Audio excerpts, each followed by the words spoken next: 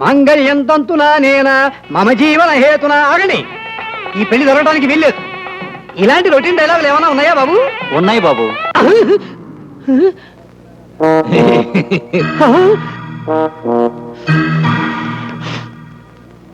అదేంటి బావగారు, అనుకునే ప్రకారం కట్నం సొమ్మంతా ఇచ్చేశానుగా. మనం కట్నం మాట్లాడుకున్నది బడ్జెట్ కు ముందు.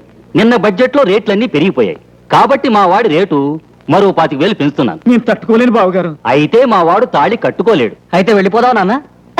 వెళ్ళిపోదానన్నా. అక్కడ పోలీస్ స్టేషన్ లో ఎస్ఐ గారు ఎదురు చూస్తుంటారు. ఎస్ఐ ఎందుకు?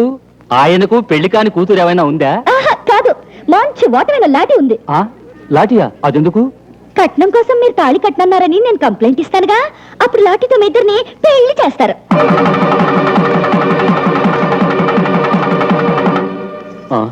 పెళ్ళైపోయింది కదా, ఇప్పుడు శోభన గదిలో పంపిస్తారు.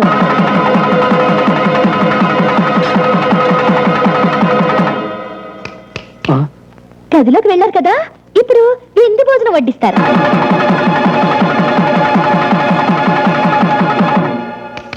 వడ్డించారు కదా, ఇప్పుడేమో మా వాడు తాళి కట్టేస్తాడు, నేను దీవించేస్తాను. పదరా వెళ్ళి కట్టు.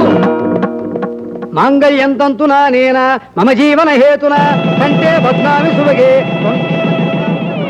అమ్మా, నీ దయ వల్ల అమ్మాయి పెళ్లి జరిగింది.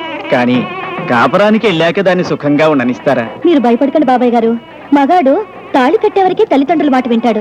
శోభనమైతే పెళ్ళాం చుట్టూ తిరుగుతాడు, దాని మాటే వింటాడు. ఈ విషయం మన లక్ష్మికి తెలియకపోతే నేను చెబుతాను. మీరు నిశ్చింతగా ఉండండి.